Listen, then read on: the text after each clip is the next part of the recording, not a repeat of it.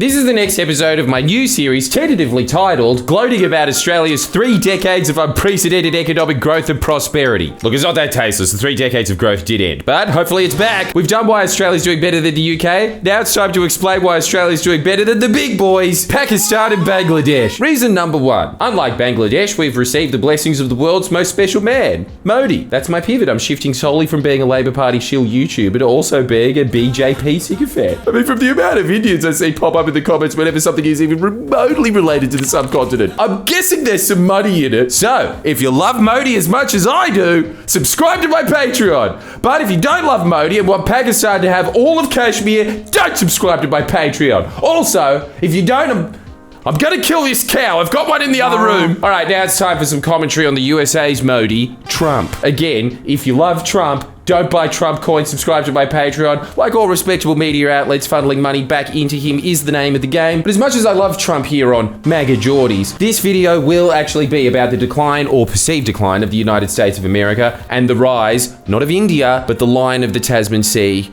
Australia. We will be the new superpower by 2030, and I'll explain exactly why.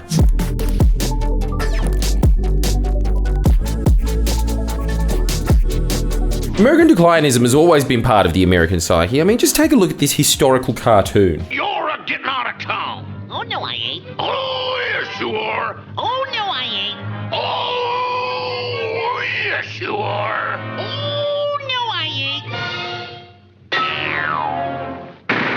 I tell ya, they don't make them like that anymore. Clear decline, especially now that you're importing Australian slop. The point is that I still haven't backed up or illustrated in any substantive way. American declinism is about as old as the United States itself. There you go, this article will do. But I honestly think now there is something to it. The declinists in the 19th century were pessimistic, but that was before the US had trank and fent zombies lining the streets of major US cities. I mean, back then they were confined to the classy as hell opium dens. Come on. Surely the fact that there is an entire industry of YouTubers making good money by walking through drugged up parts of American cities is the sign that the American century of humiliation has begun. And guess what? Now the inverse is true for China. I mean, check this out. Wow! I think these markers of despair can, in a sense, say more than the standard economic markers of line go up. Because if we just go off GDP or GDP per capita or the stock market, you'd think it's never been better in America. Yet any other indicator that isn't about how successful the US is at financialization and militarization, quite poor. To illustrate this, I'm going to be using the ostensibly poorer country, yet rising tiger, Australia as a foil. In the USA, overdose deaths per 100,000 sit at around 30. That's up over 200% in 20 years, from around 9 per 100,000 in 2003. Now compare that to Australia. We had 6.6 deaths per 100,000 in the same year. Same disparity with alcohol, 14.3 deaths per 100,000 in the USA, with a large increase in the past 20 years.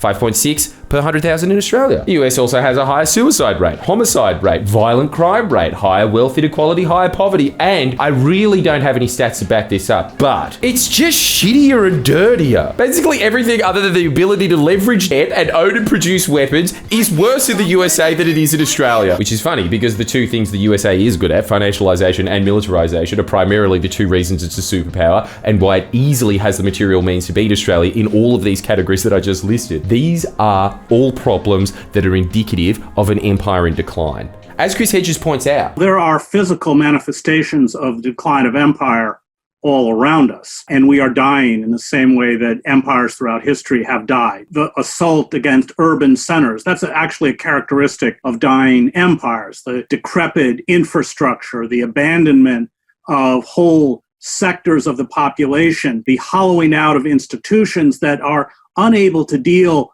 with the stresses that are put on a country. So the foundations rot away, the facade remains. These problems that he's talking about, by the way, still easily solvable with like middle-of-the-road social democratic policy. So yeah, I guess the video's done. The USA is fucked. They're not going to do that.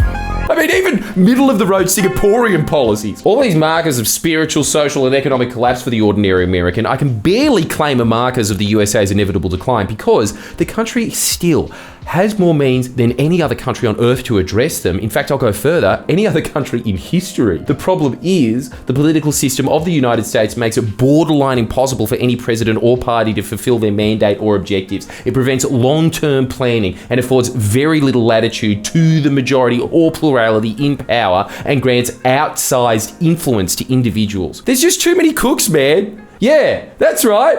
F the US Constitution. F the separation of powers. F checks and balances. I'm on Trump, Dick Cheney, and Curtis Yarvin's train. Except don't use your newfound executive powers to deport citizens, plunge America into another forever war, or start a new US monarchy. Just use it for nice, flowery Singaporean things like building a rail network and putting Fent dealers to death by tying them to the rails of your new beautiful metro line. You'll get a whole new generation of different MAGA influencers worshipping you for your brave urbanist approach to drug dealers. But even then you're going to have trouble because you really still need the legislative branch to do anything, and in a way, imitating the society of the United States, the legislative branch of the United States government has been in a state for years where the will of the overwhelming plurality or even majority of elected officials can be derailed by one representative, and one representative can be easily bought by anyone. This is unlike Australia, where our executive branch, the Prime Minister and Cabinet, has legislative power, sitting in upper and lower houses, and if you're in a party, you're pretty much compelled to vote with the party line, which creates consensus and means shit can actually get done in our country. For better or worse, at least the government can move and function. And if the populace doesn't like what they do, in Australia, you can actually vote them out. It's nice having a working democracy. None of the electoral college or gerrymandering tricks, which means it's not always the party or candidate with the most votes that wins in the USA. And then in the USA, there's no party discipline. That means anyone in the United States Congress has the ability to be as annoying as Max Chandler Mather, except maybe even worse, because unlike Max, they're not being annoying to opportunistically virtue signal. It's usually to demand something awful. At this point, it's just a given that one person will hold up every single piece of legislation that isn't Israel wants sharks with frickin' laser beams to put in the river to the sea. If you don't vote for that, you're going to get millions spent against you in primary elections. And I haven't even gone on about the pernicious influence of money in politics in the USA because it's such a cliche, but it's obviously a giant problem that Australia doesn't have on nearly the scale of the US. In fact, Labor's banned political donations outright in South Australia.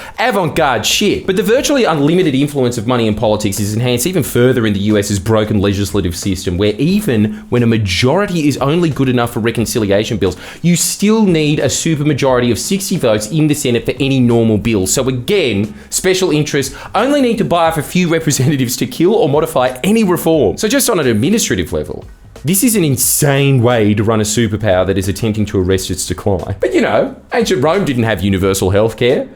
And the US government is at least able to get some sort of national security consensus to keep its defense spending at record highs. And on another note, a happy populace isn't necessarily indicative of an empire's might. In fact, sometimes the inverse is true. Trump's favorite time, the Gilded Age, was a time of extreme wealth inequality and imperial expansion. And with a benevolent government, the best time to be a normal person can be in the times of imperial or economic decline. I mean, if you were going to be a Japanese salaryman, was the 90s really that bad? If the strategic rationale behind many of the wars the USA is backing right now, it doesn't fully add up, especially if you are meant to be primarily concerned with the rise of China. That's kind of where the America First faction of the Republicans arose from. Now, before the Drew Pavlou stands start having an aneurysm, all two of them, the next point I make is not pro-Russia or pro-Ukraine, it is just an assessment of the virtues of the US funding the Ukraine war in a time of great power competition. Plus, I just really fucking love Putin, hey? Backing Ukraine in a never-ending war in order to kill a generation of Russian men and stop Germans from getting Russian gas makes sense if you still think it's the 20th century and the US foreign policy should be keep the Soviet Union out, the Americans in, and the Germans down. Doesn't it feel like half the US deep state is still stuck in the 1950s and the other half is stuck on October 2001 specifically? The more sensible America First imperialists and foreign policy realists like Tucker Carlson, that's not really a joke, that is astonishingly sort of a fact, Undersecretary of Defense for Policy, Elbridge Colby,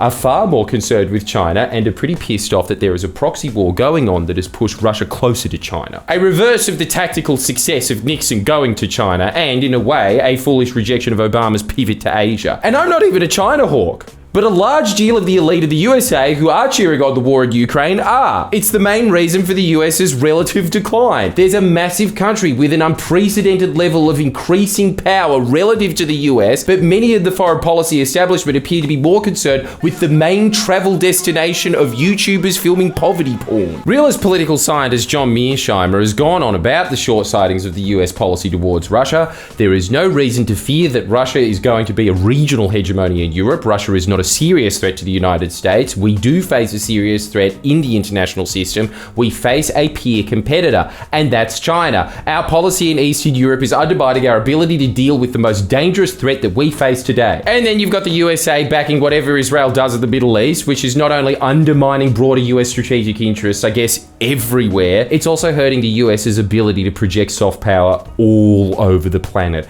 In my lifetime, never been weaker. Case in point, I just spent a few minutes shitbagging the US Constitution. I don't think that's going to result in any down dudes. How can a country with both a populace and elite seemingly at war with each other over the least consequential areas of policy effectively commit the sophistry required to convince people that their system needs exporting? So I guess I'll answer the question, is the USA in decline? Geopolitically, relative to other countries and times in recent history, yes. Spiritually, fuck yes. But like, really? They're still going to be incredibly powerful. They're still going to be a superpower for the rest of our lives. Just maybe not the sole superpower. Because you just wait until 2030, I'm telling you. The NDIS will propel Australia to great power status when we start upgrading all the wheelies into battle suits. Now, this was just to wet your beak. Do you want access to the full bird bath? Because we've got it. Let me know. Tell us if you liked that. We'll go further. Or tell me where I got it wrong. Because obviously you're smarter than I am. Get a Chairman Albo shirt. And join the Patreon.